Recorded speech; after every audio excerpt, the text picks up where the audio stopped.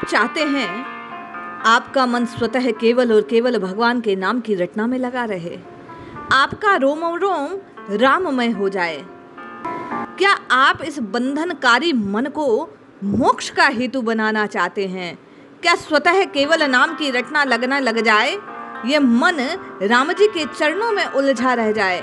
ऐसी यदि आपकी कामना है तो आज के ये लेख का अंश जो परम पूज्य डोंगरे जी महाराज द्वारा इस मन को वश में करने वाला, राम जी के चरणों से बांधे रखने वाला, नित्य निरंतर राम राम राम राम राम की रटना लगाने को विवश करने वाला है, इस प्रसंग को सुनिए, इस लेख को अपने हृदय में स्थापित कीजिए।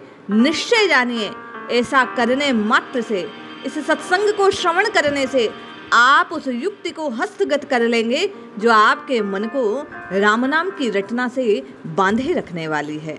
जय श्री हरि। पूज्य गुरुदेव के चरणों में बारंबार प्रणाम।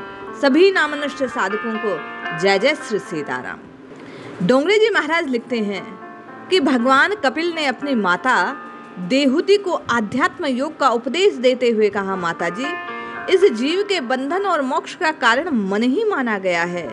विषयों पर आसक्त होने पर वह बंधन का हेतु होता है और परमात्मा में अनुरक्त होने पर मन मोक्ष का कारण बन जाता है।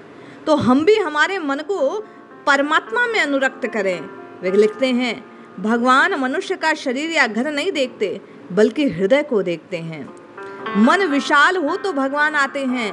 मन में छिपी हुई अहर्ता, ममता, अपने पराये की भावना मन को दुखी बनाती है।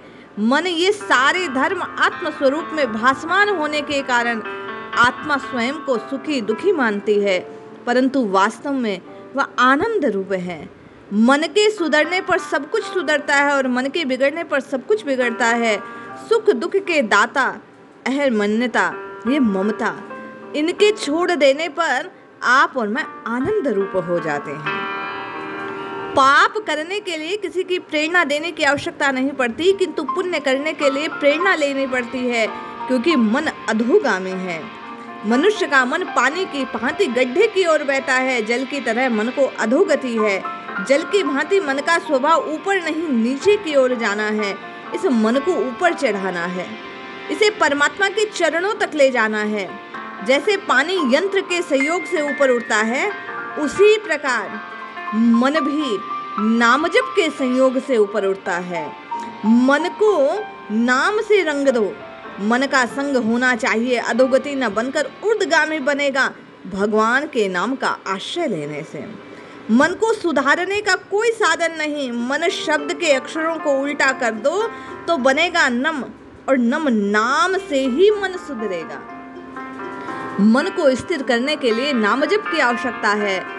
जब से मन की मलिनता और चंचलता दूर होती है, अतः किसी भी मंत्र का, किसी भी नाम का जप करना आरंभ कर दो। सांसारिक विषयों के संग से बिगड़ा हुआ मन ईश्वर का ध्यान करने से सुधरता है। भगवान का निर्गुण सूक्ष्म स्वरूप होने के कारण वह दिखलाई नहीं देते। भगवान का जो तेजोमय स्वगुण स्वरूप है वह दिखता नहीं। इस कारण से साधारण जीवों के लिए तो भगवान का नाम रूप मंत्र स्वरूप ही इष्ट है। भगवान स्वरूप को चाहे जितना छिपा ले, किंतु अपने नाम को छिपा नहीं सकते। नाम स्वरूप प्रकट है। परमात्मा किसी भी नाम स्वरूप का दृढ़ मन से आश्रय लेने से उस नामी को बंधे रहकर आना पड़ता है। पूज्य डोंगरे जी महाराज लिखते हैं कि भगवत ध्यान पूर्वक तप और नाम मंत्र जप करने से मन की शुद्धि होती है।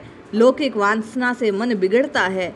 अलौकिक वासना के जागने पर वह सुधरता है। वासना का नाश वासना से करना पड़ता है। असद वासना का विनाश इस सद वासना से नामजप से होता है। किसी राजा ने एक बकरा था। राजा ने एक बार घोषणा की कि इस बकरे को जंगल में चराकर जो इसे तृप्त करके लाएगा उसे मैं अपना आधा राज्य दे दूंगा, किंतु बकरे का पेट पूरा भरा है या नहीं इसकी परीक्षा मैं स्वयं करूंगा। इस घोषणा को सुनकर एक मनुष्य ने राजा के पास जाकर कहा कि बकरा चराना कोई बड़ी बात है क्या? वह बकरे को जंगल में लेकर गया। सारा दिन उसने कोमल हरी हरी घास बकरे को खिलाई। सायंकाल होने पर सोचा कि अब बकरे का पेट भर गया है, क्योंकि सारा दिन वह चरता फिरता रहा। बकरे के साथ वह राजा के पास आया। राजा ने थोड़ी सी हरी हरी घास बकरे के आगे रखी। लोभवश बकरा उसे खाने लगा। इस पर राजा ने उस मनुष्य से कहा कि तुमने इसे पेट भर खिलाया ही नहीं, अन्यथा ये घास क्यों खाने लगा। इसी प्रकार बहुत से बकरे का पेट भरने का प्रयास करते हैं, सबके सब विफल हो जाते हैं। एक सत्संगी ने सोचा कि राजा की इस घोषणा में कोई रहस्य है, कोई तत्व है, मैं युक्ति से काम लूंगा। वह बकरे को चराने ले गया। जब भी बकरा घास खाने जाता वह उसे लकड़ी से मार देता। सारे दिन कई बार बकरे ने प्रयास किया घास खाने का, और जब भी करता वह उसे लकड़ी से मारता। सारा दिन ऐसे ही चलता रहा। अंत में बकरे ने सोचा यदि घास खाऊंगा तो यह मारेगा, और डर के मारे उसने घास खाना छोड़ दिया। शाम को वह उस बकरे को लेकर राज दरबार में लौटा। बकरे को घास बिल्कुल नहीं खिलाई गई थी, फिर भी उसने राजा ने जैसे ही भरपेट खिलाने के लिए घास आगे रखी परीक्षा के लिए, वह बकरा घास को खाना तो दूर सूंघता भी नहीं है और मुंह फेर लेता है। ये बकरा हमारा मन है। पूज्य स्वामी जी कहते हैं कि बकरे को घास चराने के लिए जेल ले जाने वाला जीवात्मा है, राजा परमात्मा है। मन को मारो, मन पर अंकुश करो, मन सुधरेगा तो जीवन सुधरेगा। मन को विवेक रूपी नाम रूपी लकड़ी से पीटते रहो। जीव भोग से तृप्त नहीं हो सकता, तृप्ति त्याग में समाई है। अहर्ता और ममता से मन भरा हुआ है। जब कुछ मांगे तब विवेक रूपी लकड़ी से इसे वश में करने का प्रयास करो, नाम जप का सहारा लो। पूज्य स्वामी जी लिखते हैं कि स्वामी रामदास ने मन को बोध दिया है। दृढ़ वैराग्य, तीव्र भक्ति, यम नियमादि के अभ्यास से चित्त वश में होता है, स्थिर होता है। अंत में धीरे धीरे प्रकृति भी अदृश्य हो जाती है। संसार में वैराग्य उत्पन्न करने का एक ही उपाय है। इस जगत में सुखी होने के दो ही मार्ग, एक ज्ञान और दूसरा भक्ति। ज्ञान तो कहता है सब कुछ छोड़कर परमात्मा के पीछे पड़ो, बिना वैराग्य ज्ञान नहीं होता। ज्ञान मार्ग में वैराग्य मुख्य है, इसमें सब कुछ छोड़ देना पड़ता है। ज्ञानी सब कुछ छोड़कर एक भगवान को पकड़े रहता है। इस मार्ग में त्याग मुख्य है। इस मार्ग में आचार्य भगवान शंकर हैं। सर्वस्व का त्याग करना बड़ा कठिन है। भक्ति मार्ग में आप और मैं सहज रूप में चल सकते हैं। इसमें भगवान को पकड़ना है, ईश्वर को अपना संगी मानना है। नाम जप को पकड़े रहो, बाकी सबके सब बंधन धीरे धीरे धीरे धीरे स्वतः शिथिल हो जाएंगे। छोड़ने की बात नहीं, यहाँ पकड़ने की बात है, जो सहज है। यहाँ समर्पण मुख्य है। इस मार्ग के आचार्य भगवान स्वयं श्री कृष्ण है। भगवान श्री कृष्ण हर किसी पर प्रेम रखते हैं। इस मार्ग में हर किसी के साथ प्रेम करना है। भगवान जैसा प्रेमी न कोई हुआ न होगा, इसलिए नित्य निरंतर उनके नाम को जपते रहो।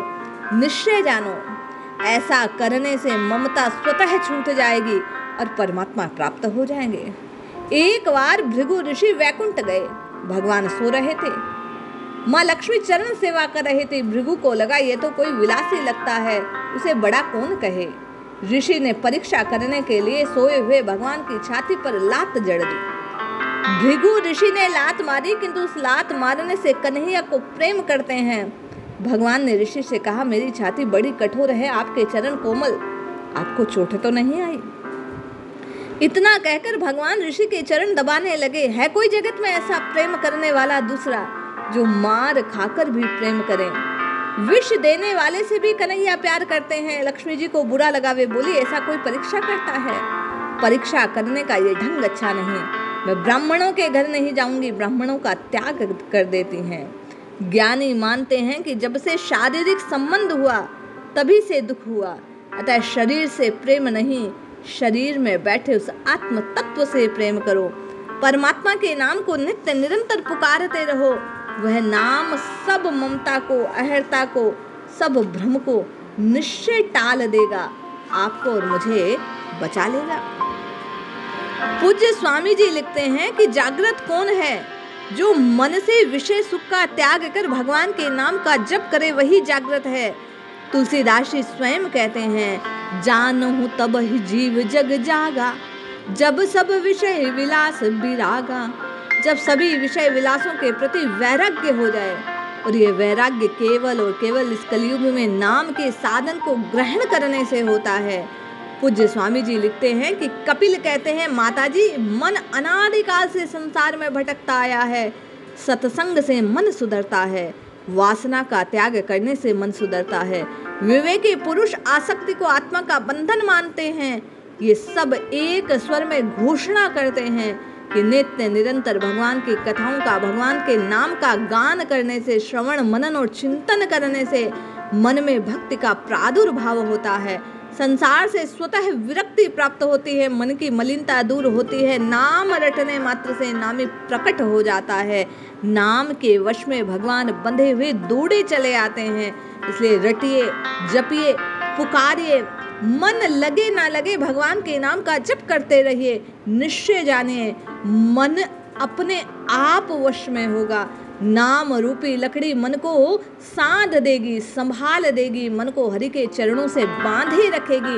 ये नाम की डोरी जिह्वा से छुआए रखे, निश्चित कल्याण होगा। जय श्री हरि।